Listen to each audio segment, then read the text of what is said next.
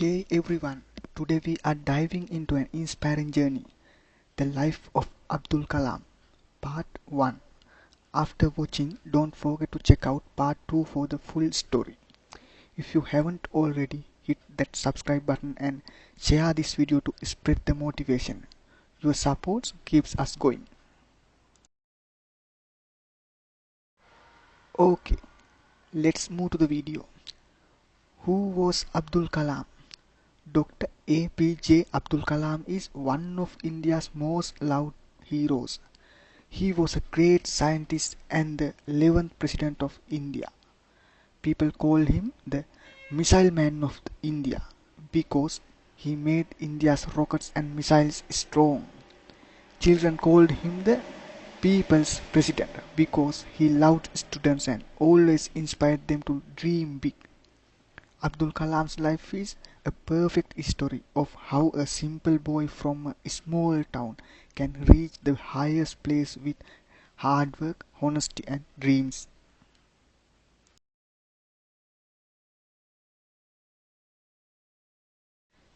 His family and birth. Abdul Kalam was born on 15th October 1931 in a small town called Rameswaram in the state of Tamil Nadu in India. His full name was Abul Pakir Jainuddin Abdul Kalam. His father, Jainuddin, was not rich. He owned a small boat and rented it out to fishermen. He was a wise, simple man who taught young Kalam about honesty and kindness. His mother, Ashiyama, was a loving, caring lady. She took care of Kalam and his 4 elder brothers and 1 sister. Kalam always said that his mother's love and prayers gave him strength.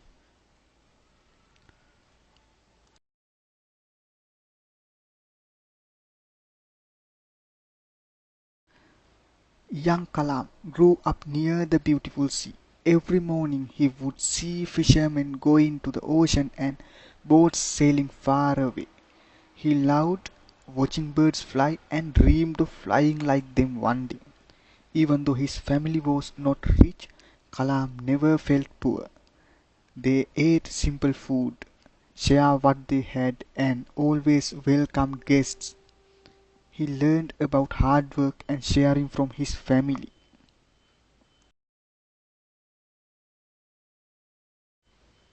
School days. Abdul Kalam went to Rameswaram Panchayat Elementary School first.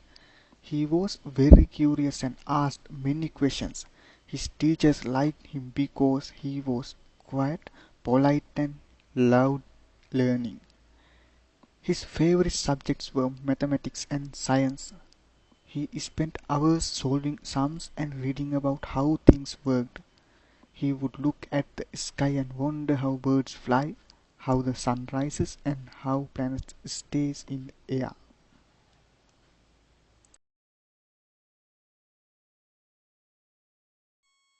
Helping his family. When Kalam was young, World War II has started. Many things became expensive. His father's income was not enough to feed the big family. So Kalam decided to help. Before going to school, he would wake up at 4 a.m. and help his cousin Samsuddin, who ran a newspaper agency.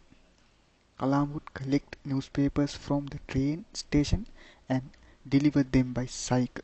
After work, he would run to school. This made him responsible for hard working from a young age.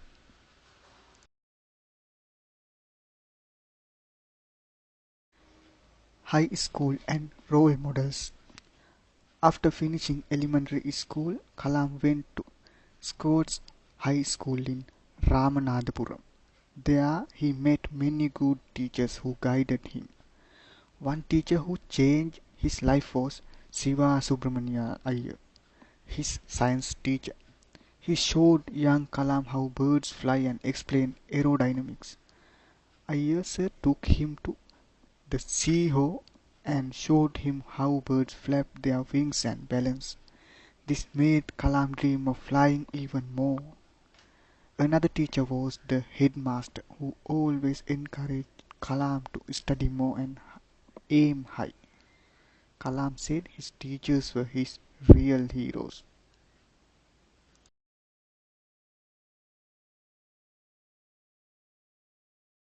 After high school, Kalam joined St. Joseph's College, Tiruchirappalli.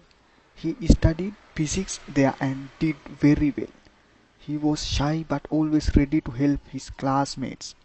After his BSc, Kalam wanted to follow his dream of working with flying machines. So he joined Madras Institute of Technology (MIT) to study aeronautical engineering. MIT was expensive. His sister and family gave all their jewelry to pay his fees.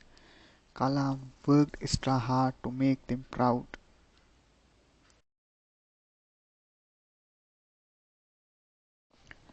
The dream of flying. At MIT, Kalam learned about planes, engines and rockets. He built a small model with his friends. Once he and his team worked so hard on a project that they impressed their professors. His professor, Mr. Srinivasan, told him, "If you want to be successful, you must defeat your fear and work with courage." Kalam never forgot these words.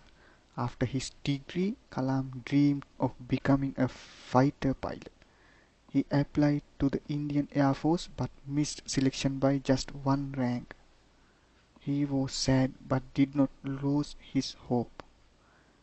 He believed God had a bigger plan.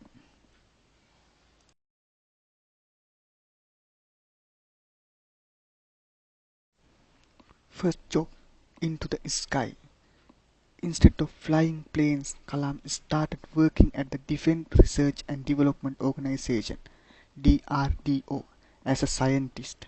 He worked on small hovercraft projects, but his big break came when he joined the Indian Space Research Organization (ISRO) in 1969. At ISRO, Kalam worked under great scientists like Vikram Sarabhai. He and his team built India's first satellite launch vehicle (SLV) after many tries. They launched Rohini satellite into space in 1980. India became proud. This was just the beginning of Kalam's journey to make India strong and space in missile technology.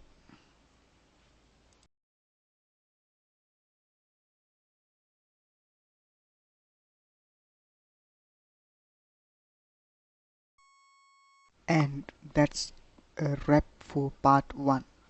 But the journey doesn't end here. Dive into part 2 next to uncover more inspiring moments. This is your turn. Like if you enjoyed this. Comment your thoughts below. I would love to hear from you.